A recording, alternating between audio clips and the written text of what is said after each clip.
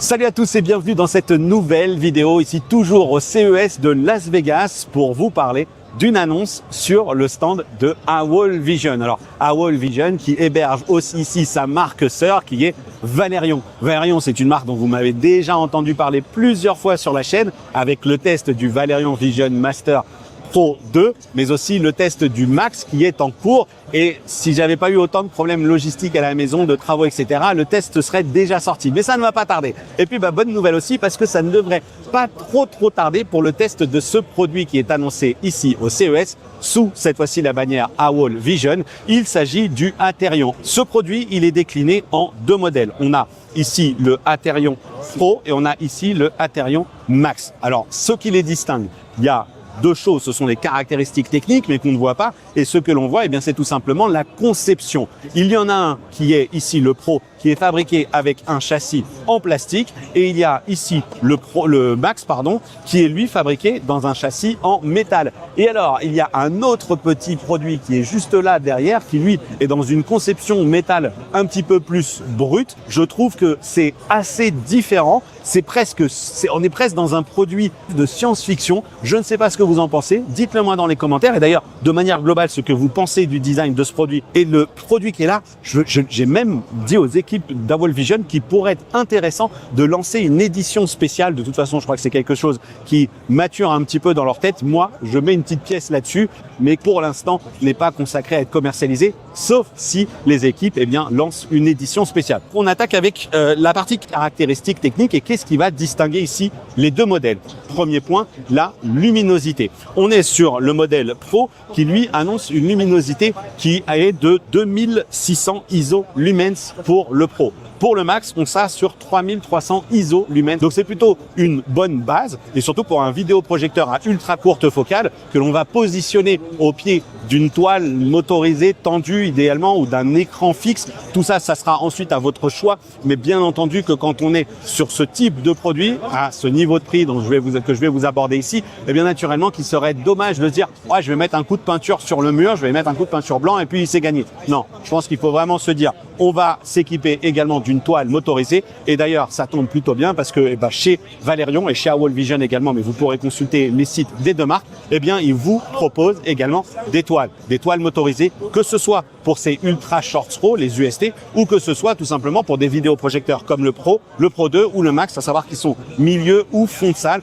Sur la caractéristique technique qui peut également être importante sur ces deux projecteurs cette fois-ci et qui est intégrée, qui est la même sur les deux produits, puisqu'on a parlé de la luminosité, c'est ce qui les distingue, c'est tout simplement le taux de contraste. Ici, AWOL annonce 6000 pour 1 de taux de contraste natif et jusqu'à 60 000 pour 1 de taux de contraste dynamique. C'est le taux de contraste natif qui nous intéresse surtout. Le constructeur a intégré un système d'iris.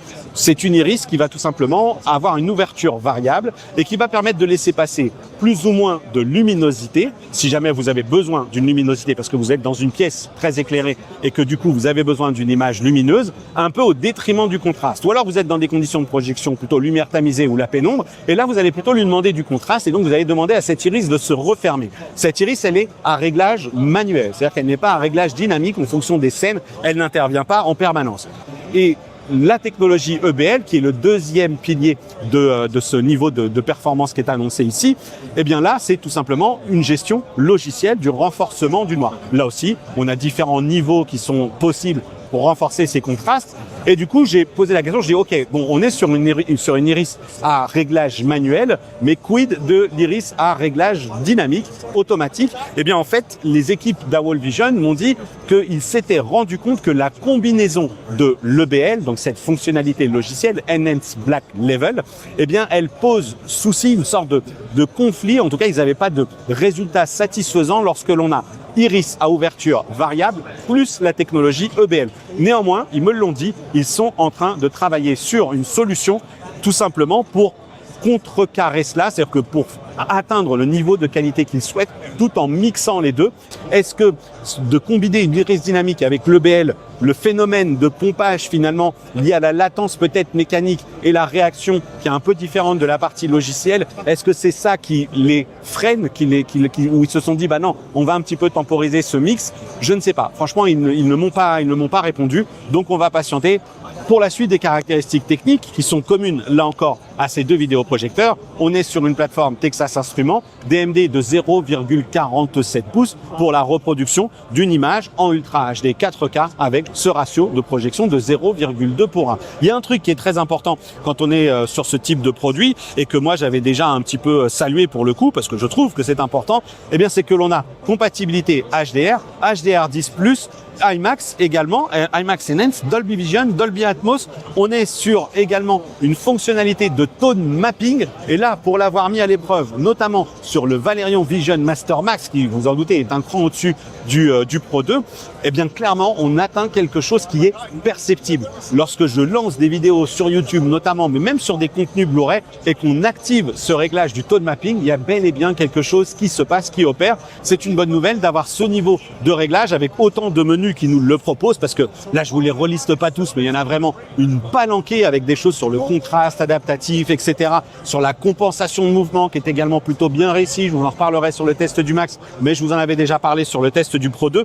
Tout ça c'est géré par un SoC, System on a Chip, une puce de chez Mediatek MT9655 qui, s'il vous plaît, et là on ne fait pas dans l'économie, on est sur 8 gigaoctets de mémoire vive intégrée et 128 gigaoctets de mémoire de stockage. Stockage que vous allez pouvoir en plus déporter grâce à une prise USB qui est présente sur le côté. Il y a de la connectique également à l'arrière avec 3 prises HDMI, notamment une prise e-ARC, une prise USB type A, une prise USB type C, des connecteurs audio également. Mais surtout, ce qui va être intéressant, eh bien, c'est que cette prise sur le côté va vous permettre de brancher plus facilement que d'aller chercher derrière le vidéoprojecteur du contenu que vous souhaiteriez projeter directement sur le produit. Parmi la connectique sur le Pro comme sur le Max de la gamme Aterion, sur un port Ethernet gigabit. On a également du Wi-Fi 7, du Bluetooth 5.4 et donc ce n'est pas un USB type C classique. Je vous ai évoqué l'USB type C, c'est du DisplayPort tout simplement. Donc là, vous allez même pouvoir connecter votre ordinateur, pourquoi pas via cette interface pour bénéficier soit d'un mode gaming en Ultra HD à 60, soit aller jusqu'à du 120 Hz. Et puis vous le voyez dans les améliorations, évolutions apportées également par le design de ce produit et la conception de ce produit, eh bien on est là sur un cache pour la bloc optique qui est motorisé sur les deux modèles. Et en plus, Valerion m'a dit, ouais, on a quand même fait le nécessaire pour qu'il soit suffisamment robuste, qu'il résiste bien aux ouvertures, aux fermetures, etc. Et que ça ne vienne jamais endommager ici le système. Bon, à moins que vous commenciez à manger vos gâteaux au-dessus de ce bloc. Et puis, naturellement, on retrouve de chaque côté ces deux petits capteurs que l'on va aller activer ou désactiver dans les menus et qui vont tout simplement en raison de la puissance ici du système de projection. Je ne l'ai pas dit, mais je pense que vous en doutez, il s'agit d'un système de projection à triple laser, eh bien tout simplement couper la projection pour éviter de vous cramer la rétine. Ensuite, il y a une autre brique technologique qui est très importante sur ces produits, c'est le anti-RBE. Et oui, on est sur une plateforme DLP, on est sur un système triple laser, donc vous êtes potentiellement sujet à être exposé parce que si vous y êtes sensible à ce phénomène dit arc-en-ciel, ces petits flashs de couleurs. Là, ici, on a l'anti-RBE qui serait en plus amélioré par rapport même au Max parce que, eh bien, ils ont retravaillé sur certaines choses et le anti-RBE va être porté y compris sur le mode.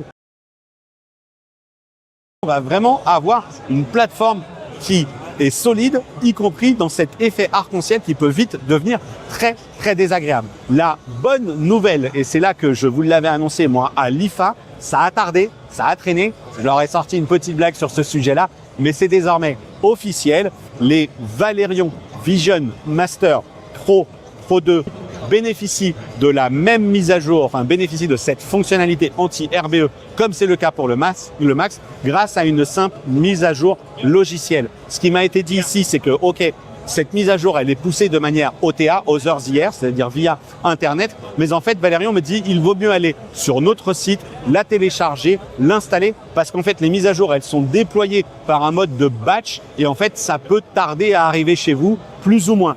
Donc, allez sur le site de Valerion pour mettre à jour votre Pro ou votre Pro 2, parce que vraiment, ça vaut le coup. Sur les choses qui peuvent sembler peut-être un peu banales ou pas d'ailleurs, je peux vous dire que ce vidéoprojecteur il pèse 8,75 kg, que ses dimensions sont de 56,2 cm par 32,3 cm par 13,9 cm avec ce design qui assurément est bien tranché, il est bien marqué, ça plaira pas, là aussi, encore une fois, je vous invite à vous exprimer. Je l'ai dit, ça fonctionne sous Google TV, beaucoup de capacité de mémoire pour du stockage, pour lire vos contenus, etc. Je pense que j'ai fait le tour de ce vidéoprojecteur.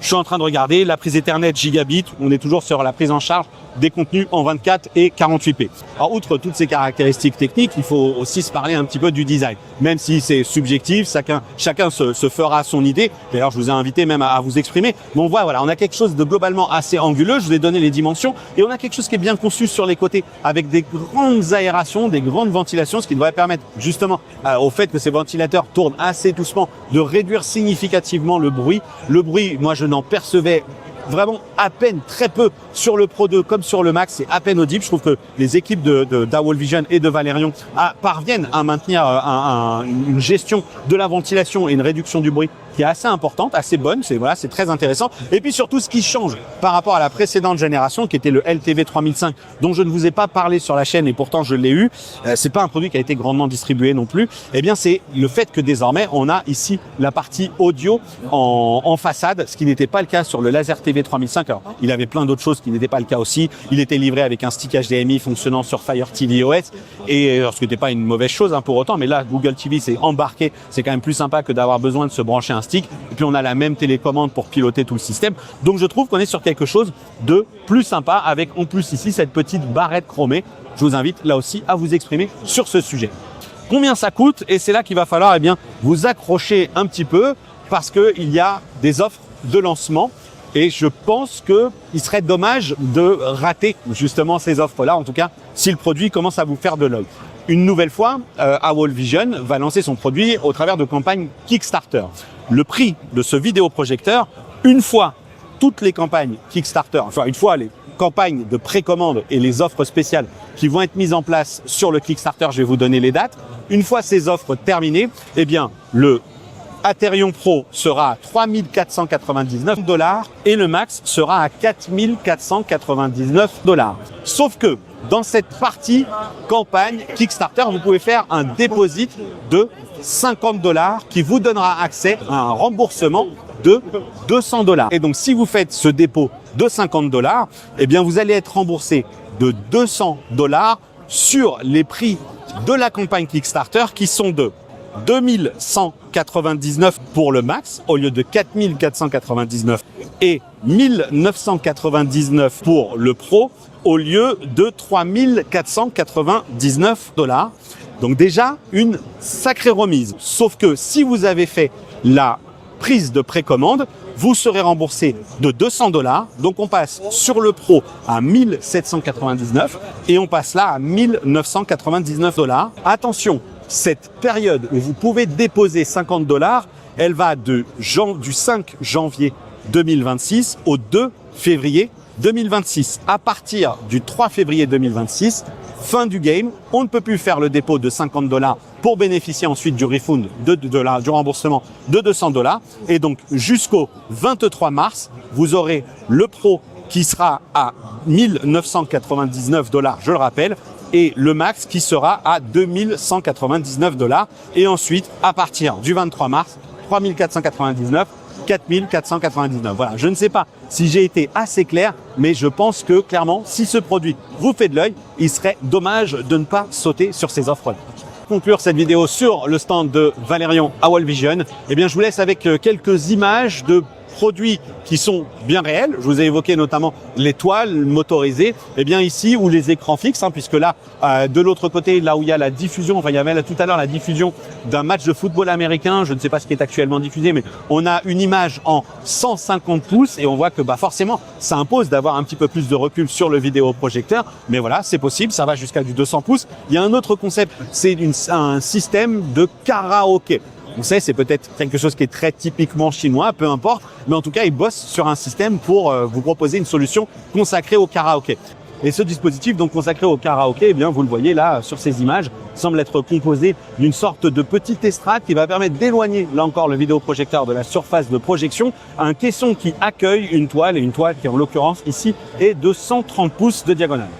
Et puis alors il y a autre chose qui cette fois-ci prend la forme d'un caisson de jardin et qui est couplé tout simplement à une toile motorisée de 120 pouces qui se déploie. Regardez, c'est assez étonnant. Alors là, bien entendu, c'est un concept, donc il faut que la personne de chez AWOL Vision intervienne manuellement pour venir presser sur le bouton de la toile pour la déployer. pour la rentrée et puis ensuite rappuyer sur un autre bouton pour refermer ce caisson métallique. Mais bien entendu, c'est un caisson métallique consacré à l'extérieur, je ne sais pas si je l'ai dit, qui est étanche. Et il sera livré dans un bundle avec un petit chariot à roulettes, cette fois-ci, qui lui va vous permettre tout simplement d'enfermer le Aterion, donc Pro ou Max, peu importe, vous l'enfermez à l'intérieur. Vous avez des petites ouvertures qui en plus, c'est assez amusant, donnent un petit peu de coffre au système audio. Ici, on a un clip qui tourne depuis tout à l'heure et c'est vrai qu'on l'entend. Je ne sais pas si vous l'entendez en musique de fond, mais ça renforce presque la présence audio de ce vidéoprojecteur, donc c'est pas plus mal. Ça, c'est un bundle qui ne sera